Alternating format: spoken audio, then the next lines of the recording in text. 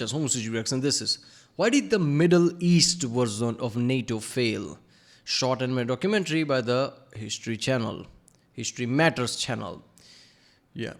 Apparently I'm tired and it's the end of my day. So yeah, I'm going to make many mistakes. So yeah. NATO, the Middle Eastern Treaty Organization, so like NATO, MITO apparently, was an alliance of countries along the USSR's southern border dedicated to fighting any Soviet interference in the region, despite the threat still existed in 1979 and the Cold War showing no signs of slowing down.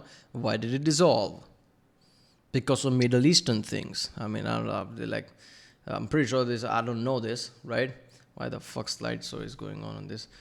Okay. I'm pretty sure I don't know this, but it's gonna be some Middle Eastern thing. Like nobody agreed on anything. Everybody start to shoot each other. I don't know. We'll see. I never even heard of the MITO before, so this is interesting. 3-minute video doesn't take that much time. You learn history every time, right?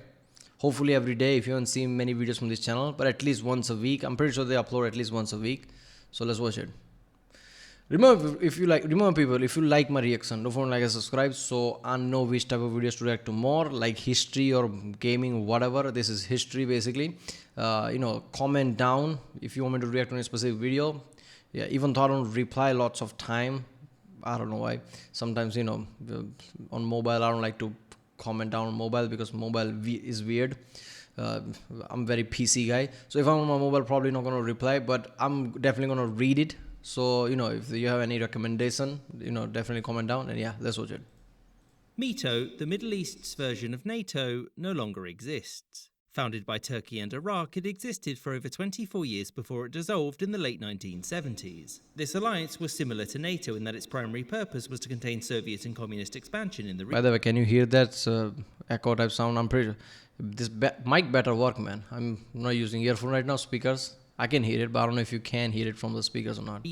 However, given that the alliance's primary objective hadn't been achieved by the late 1970s, why did MITO collapse? So in early 1955, Turkey and the Kingdom of Iraq signed a defense agreement to increase cooperation in case of unwanted foreign intervention. This was aimed at the USSR, which was funding Republican groups in Iraq and strongly disliked Turkey's control over the Bosporus. This agreement was known unofficially as the Baghdad Pact, given that that's where its headquarters were. And a few months later, a new member joined, the United Kingdom. Now, obviously, the UK joining a Middle Eastern alliance seems a bit odd, but the alliance was never limited to just nations in the region. MITO was always open to any country. I'm surprised United Kingdom didn't join all the pact all the time, of anywhere. It's probably some Samoan pact somewhere in Pacific, and United Kingdom probably joined them. Why are you here? No, we're UK. We probably owned you once in the history or something, but yeah. Which had an interest in resisting the expansion of communism in the region. Britain still held territories there and didn't want decolonisation to mean the rise of communism. This also meant that membership was open to the United States, which declined. The US knew that if it joined as a full member, the alliance would be painted as little more than an extension of American power, and so it opted... Seriously, man, during the Cold War, what level of politics people had to tiptoe around, especially global politics? Because nowadays, global politics is getting intense nowadays because of wars and stuff. But even in the Cold War time, right? Like this, how many politicians, basically lawyers, sit around the table thinking we shouldn't touch this, otherwise it's like another aggression. Like this is, we don't want to tip Soviet Union too much where they throw a fucking bomb at us.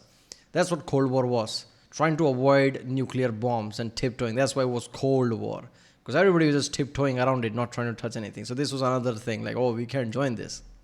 To simply be an observer to the treaty. That said, Britain's involvement did mean that many neighbouring nations wanted nothing to do with the alliance. The most notable of these was Egypt, which in 1956 was invaded by Britain and so naturally opposed the alliance entirely. And this invasion meant that very few neighbouring states saw MITO favourably.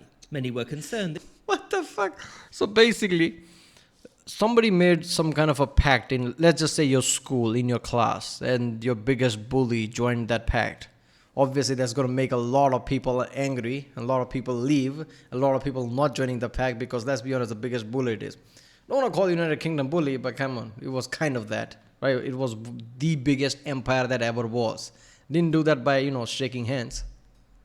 That Israel would be allowed to join or that they'd be forced to house Turkish or British troops. And given that many Middle Eastern nations had spent a long time trying to get rid of the British or the Turkish, it just sounded like a new form of imperialism. Shortly after Britain joined NATO, Pakistan and Iran did too. The plan then was to expand until most of the Arab League had joined, but this never happened. So why? Well, the first problem was that integration was never that deep. Besides Britain and Turkey sidelining some troops in case of conflict with the USSR in the region, there wasn't a unified structure or much military cooperation. The second problem was that a mere 3 years after joining, Iraq had a coup. Its monarchy was overthrown and the new government withdrew from the treaty. Thus, Ankara became the headquarters of the alliance, which was renamed to CENTO. Iraq soon worked with the USSR, Egypt and Syria to pressure other nations not to join the treaty, which worked. Furthermore, when Pakistan and India started shooting at each other in 1965, Pakistan invoked the alliance to help.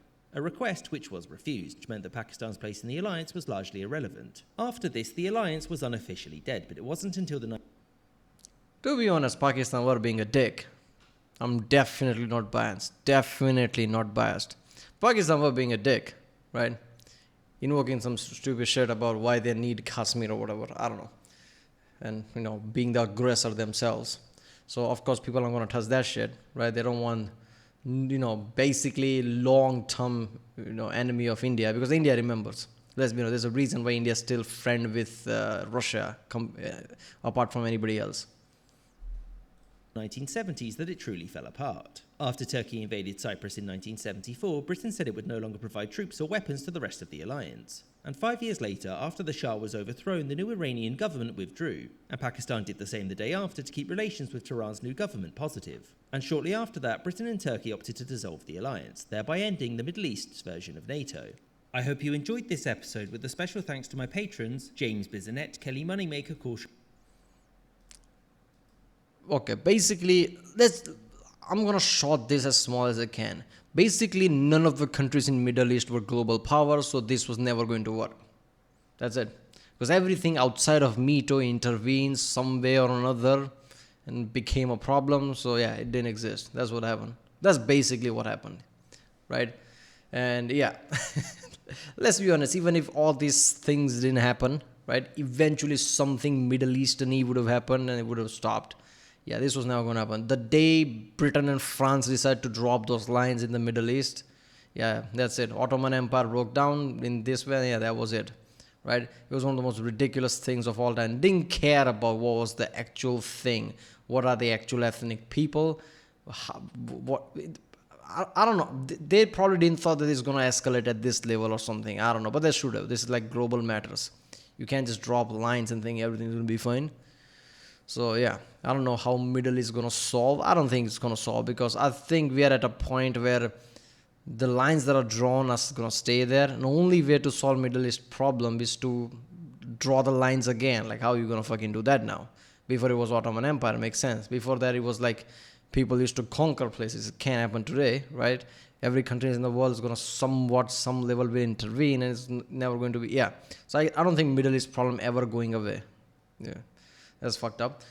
Alright, well, that was why did the Middle East version of NATO fail? Because none of them were global power, and there you go.